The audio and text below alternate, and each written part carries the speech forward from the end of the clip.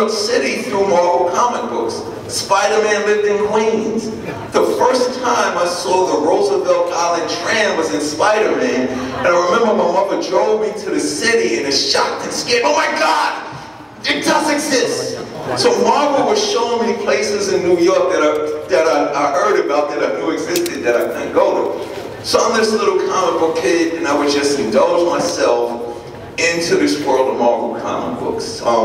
Like Catholic school, you know how that is. If you wear a uniform, you're a mark. Because the public school kids, this is what they think, the thought.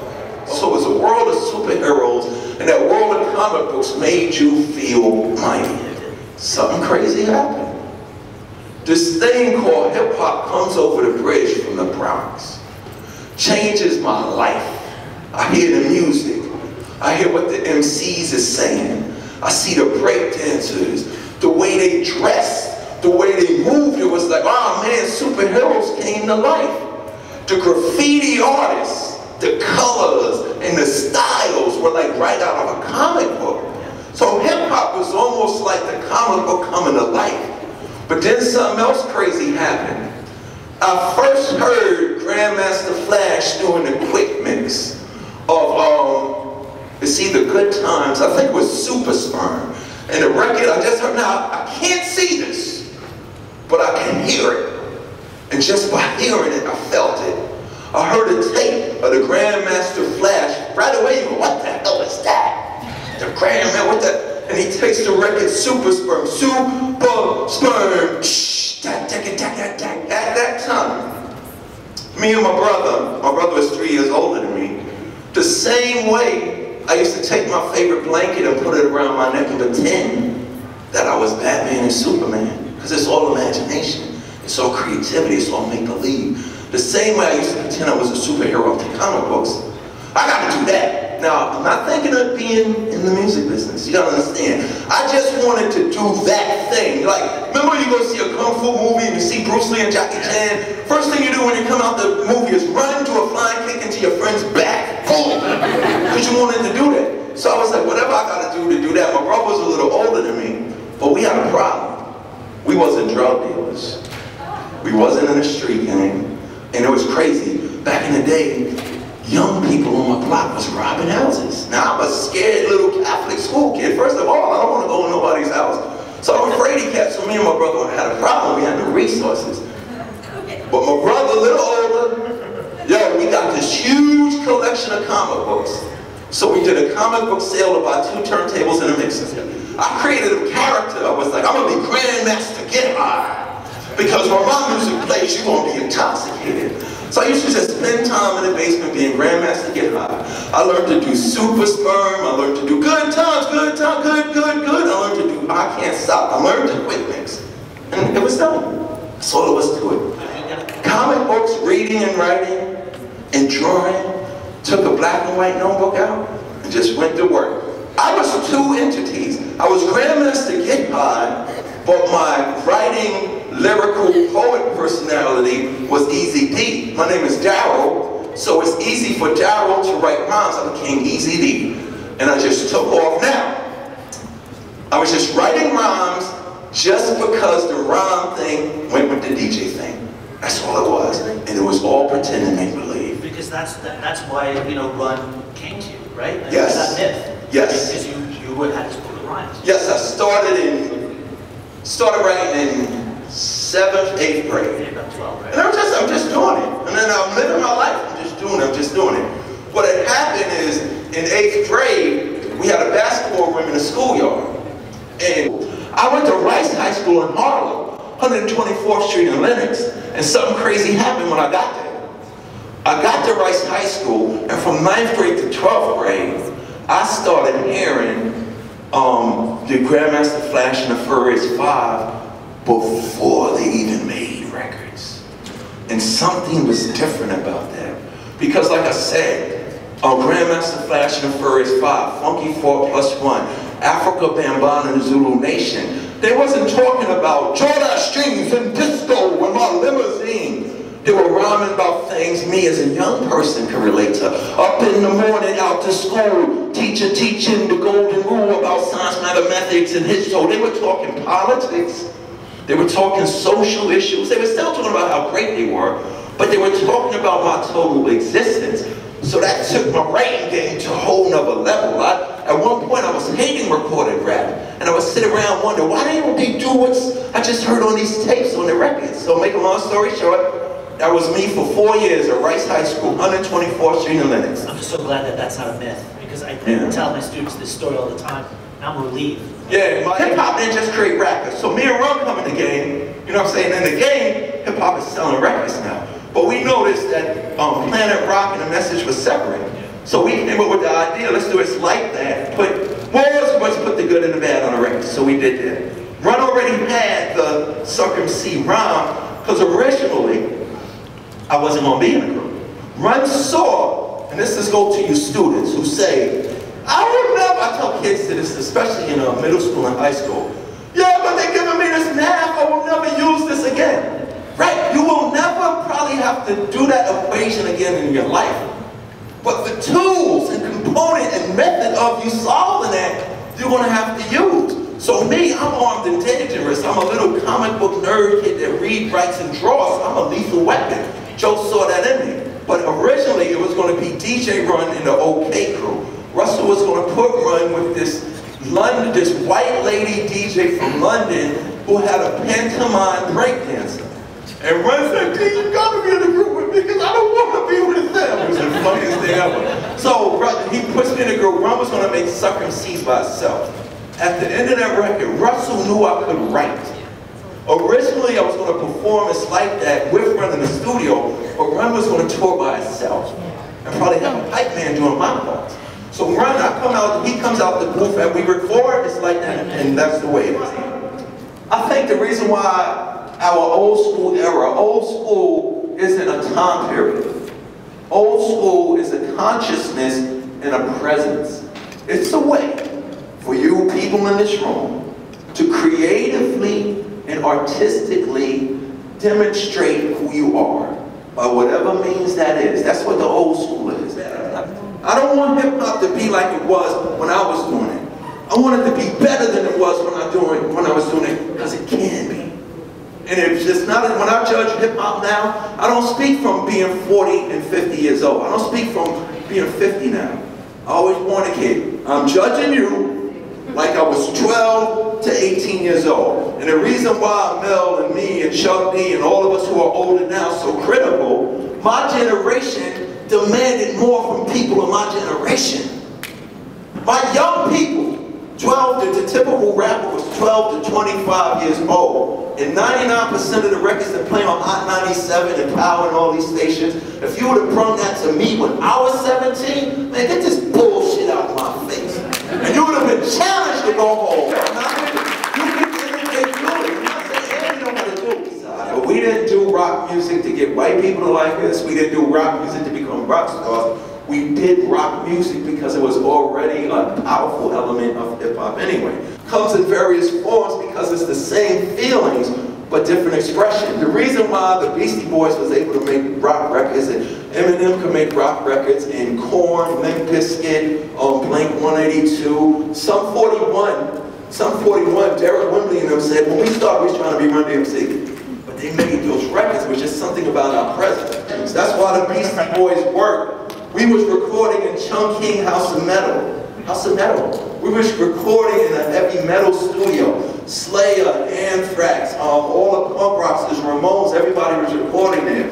Rick Rubin said, yo, I got a studio y'all should use. And it was perfect for the feeling because R&B and all the other forms was corporate. Oh, you gotta go to the Hip Factory and this and that. So Rick Rubin starts working with us leading up to Raising Hell. But before that, he brings 3 white guys in. Now, how many of y'all know who the 3 Stooges is?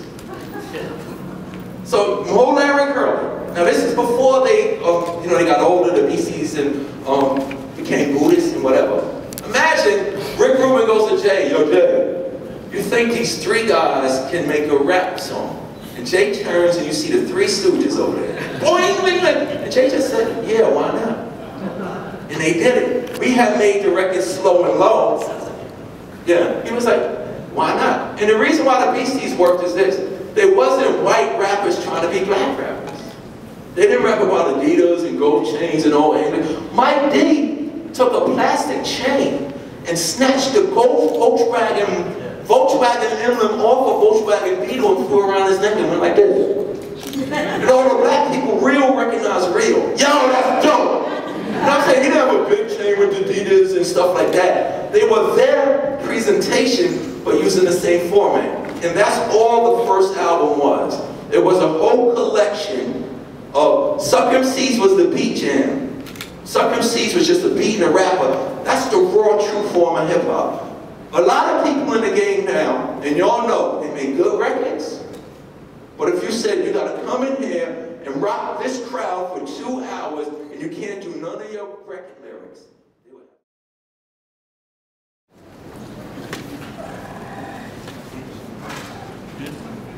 I want to know what your thoughts are on J. Cole. J. Cole is a unique spirit that was presented to this universe for a very specific reason. Not only to show that hip hop isn't dead, it also shows you could do you could be who you wanted to be, because there's always a need for that. J. Cole, Kendrick, they're in that thing where, you know, Kendrick said something that was real cool in an interview last week. And I was just proud because it was somebody younger than me saying it. He said, I don't do everything because all money ain't good money. Next question. Hello. I wanted to know, what was your biggest default and how did you overcome it? Oh wow, great question. My biggest default, in this business, I talk about this in my new book. In this business, seeing people do wrong things in the business just to get a check, or even I talk about this in my book too, or seeing, you know, Run and Jay do things creatively that I disagreed with, and didn't speak up about it. And that led to me becoming an alcoholic. And when I went to rehab, my therapist said, D, I love drinking. I never liked weed. Weed made me forget stuff and lose stuff. You look crazy. And you know, alcohol makes you feel like the Hulk. But that's another story. But I was drinking because I wasn't telling the truth. There was a lot of things that I saw people do to people in this business. And should've, I mean, I'd probably be in jail. Didn't have to beat nobody up to defend and show, yo, this is wrong, you can't do that around me. So I would watch this happen and go drink. Or there was a time period where Run and Jay wanted to do stuff to get radio play, to be, like, for me, if I could do Suck MCs every day for the rest of my life, while everybody's changing and getting new and getting lyrical, that's what I'm gonna do, because you don't realize what I did as a kid will always be new to that new young generation, even when I'm 40. Like when I do shows now, I'll go do a show and I get this from the young people. They go, yo, DMC, the young bucks don't put it down like you. And then my peers, 40, 35 to 60 years old, will say, they say this, true story. Yo, DMC, when I came to see you, I thought I was going to get some old man rap bullshit. But I'm still creating the way I'm 12 years old. And that being said, staying true to who I am. And being a team player is very important if you're able to do that. I was being a team player and it was hurting me. And one of the examples in my book is when Biggie put out More Money, More Problems, in I think it was 87, I did this record called Chill with a Mill, but you still got beef. And I got $1 million and I still got trouble in my life, which was pre-Biggie. But the thing that hurt me when I went to Run DMC, I got this idea, this analogy, we don't want to do that, we need to do this. And I went with that. So I was holding in my truth, but it was in me bubbling and it wanted to self-destruct. But since I couldn't release it, I suppressed those emotions with the alcohol. So one of the things that I say, I regret not being, like it would have been easier for me to say, yo, Run and Jay, I don't agree with that, I'm leaving the group. And that's what you gotta do. You know what I'm saying? And people look at people that do that, you walk away from $1 million. But my integrity is more important than any check, than being on any TV show or whatever. So yeah, how you doing? Hey, what's up, man? All right, good. So me myself, I'm inspired to be like a rapper. I'm still like an MC, right? So Right. I see a lot of like New York rappers now. They not getting the shine and stuff like that like it used to be back in your time. And I just want to know like how you feel about that, like how you feel about all the down south dudes getting all the shine. Well, it's their time. You know what I'm saying? It's their time. In the business world, the business is not interested on representing the real hip hop and all that. No. We used to get mad at record companies, but then I realized something. A record company is in business to sell records.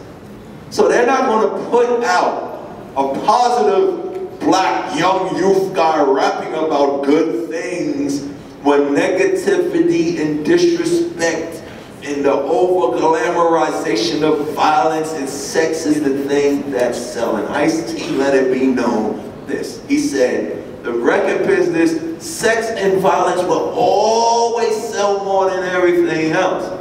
But goodness can sell too. Are you willing to work to make yourself be heard? So you're clearly a historical figure in hip-hop history. So you've seen the evolution of the industry. So music went from loving women to completely degrading women to women degrading themselves. So what kind of advice would you give a young woman like myself trying to get into the industry and change things? Oh, I would go make songs that talk about respecting women and empowering women. Find a unique sound that will get you some attention. And out of the midst of all that, when we did Rockbox, Run DMC was rapping over rock and made people go, hey, what's that about? So as an artist, you're trying to come in, you don't got to do what Nicki did, you don't got to do what Lauren did, you don't got to find the canvas that you could paint on and talk about the things that's not being talked about. Even for dudes, at every stage in hip hop, the person that is hottest was always different from everybody that was out. In the era of No Limit, Death Row, and Sean Diddy's company, Bad Boy, it was the shiny shoot era. Master P had a gold tank. DJ Scratch told me all of these guys was talking about the riches and the material stuff. And then comes a man who sold 2 #1 records in the same year, who really got problems and people could relate to him. DMX stepped on the stage by himself, and then Jay-Z was over there, Ja Rule was over there, Diddy and them was ruling. He stepped to the mic and was like, only people that love me is my dog and my grandmother. Where are my dogs at? And people could relate to that. His presentation was very unique. The story I heard, Leo Cohen went to, where did Locks in him from? Yeah, went to Yonkers, looking to see the Locks and see what was going on there. He walked into the place where they all was at, and it was a dude over there with a crazy ass voice rhyming with his jaw wired shut. And it was DMX. But his presentation and his flow was so unique. So for you, we need you now. We need you now. If hip hop is so good, what happened to the fully clothed female rapper? Yep. Moni Love, Bahamadia, MC Light, Latifah. Bring that back. Bring that. Let these dudes do their monotonous, boring thing. Make a record about, yeah, I go to the clubs, but I'm also, you know what I'm saying? We need to see, our young girls need to see other girls who are not running after rappers and athletes. And once they see that, it'll do something, it'll change them. It's so disrespectful with our hip hop, the images of our women and the dudes. Listen, I'm glad Nicki Minaj got a statue, but you see how they put it in there? That's telling you how you think. Why couldn't they just be standing up? You know what I'm saying? Would they ever do that to Aretha Franklin? No. So, to tell you, artistically, if you sing like Nicki right now, she's just another Nicki. Or if you come like Lauren, she's just another. Find a sound. Because sound, music, I'm getting spiritual now. Music is a vibration. Find your vibration and do something, say, do your interviews and say, I'm here to change the way women look at themselves. And all of my Now you got the platform. I'll be listening and looking for it.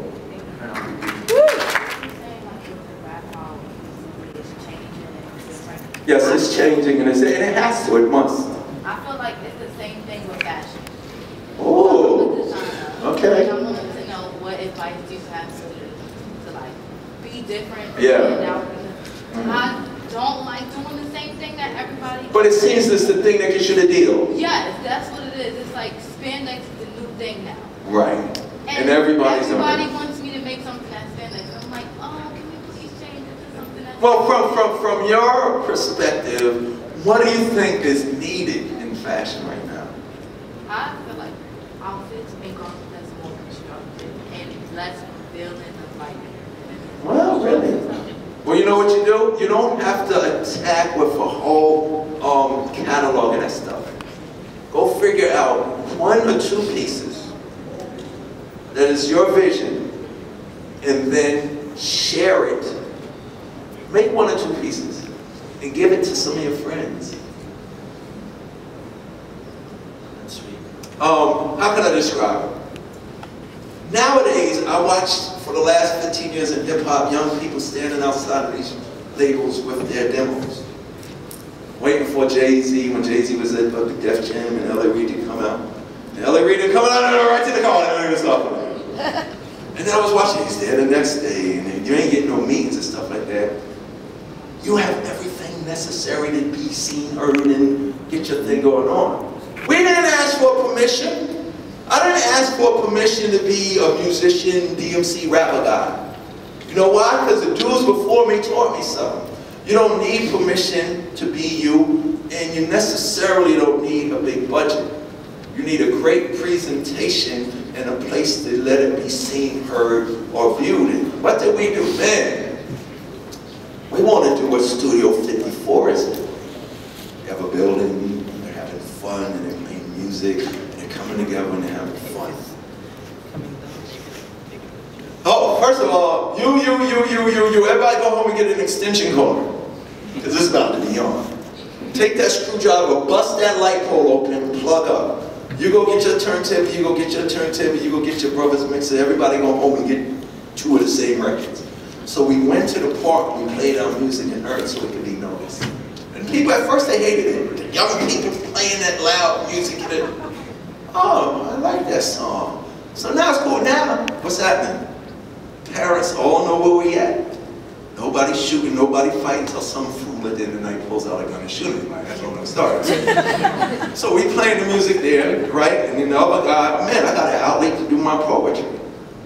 We ain't spend no money to do it. Then the guys, oh man, we need a dance floor. We didn't save our allowance to go get wood and hammers and nails. Yo, go over there and cut that cardboard box up. Put it down there. We got a dance floor. So you have to be as innovative as the first. You know what you do? Here's it. Remember, you learn from the elders. Don't look at what they're doing now. Go back and see what the first fashion designers did to get noticed. When there wasn't investors giving you, oh, I like your style. I know what's going on now. I'll give you $50 million. Just do what they're doing so we can compete. I want to make my money back. I want to rob you blind. Go back and see. Act like fashion don't exist. And find out what they did. Find out somebody. Find out a young girl who wants to be a sewing machine lady girl. Find out somebody. You can't do it by yourself. I said downstairs when I go to schools now, I said, y'all so busy selling yourselves out. You're so much talent. There's a corporation in here. You go to school to be the manager, you go to school to be communications, you go to school to be marketer, you could be the artist, you go to school to be the lawyer, you go to school to be the production person. Find like-minded individuals, somebody who's going to wake up with you every morning. And the FUBU guys started with hoodies and hats. So find 2 or 3 pieces that women value, that is presentable, and start there. And watch what happens. People will start talking about, what's your name?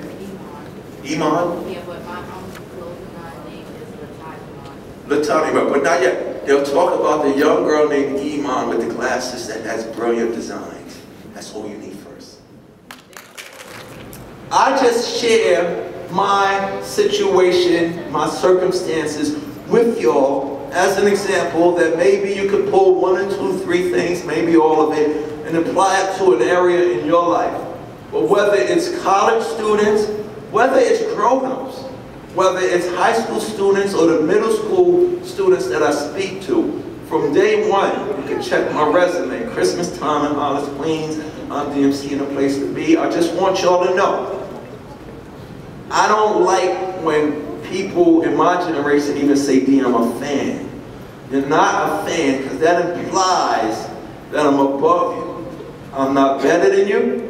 I'm not smarter than you. I'm not greater than you. I'm not even more talented than you. When you see me, I don't want you to say, he's the celebrity guy, or he's the rock star. When you see me, I want you to see yourselves and what can happen when you take advantage of every opportunity offered to you, no matter how small or corny it may seem, because you need to participate in whatever that is. And I'm gonna close with this. When we did Walk This Way, me and Run didn't want to do Walk This Way. We wanted to sample it and talk about how good we are. It was originally going to be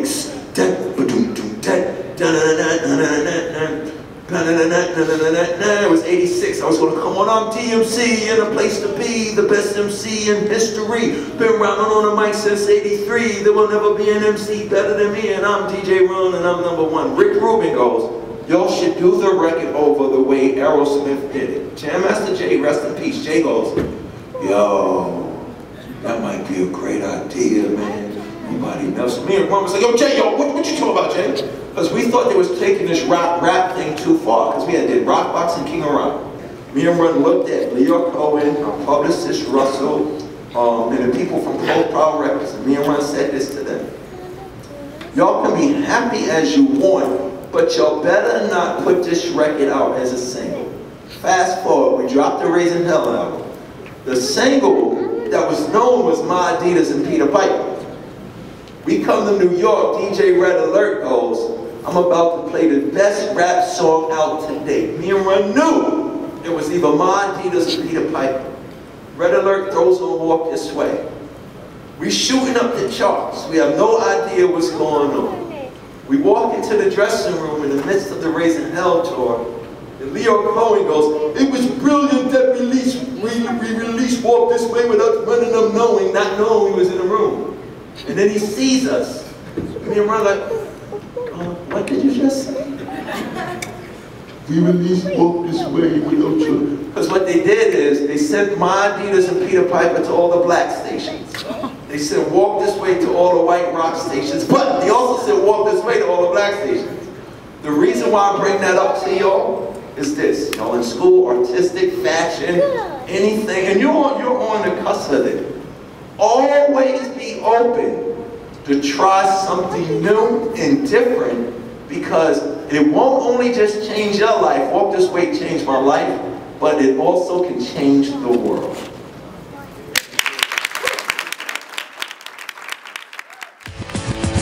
Sleazy with a classic, kind of sassy, little skirt hanging way up her knee. It was 3 young ladies.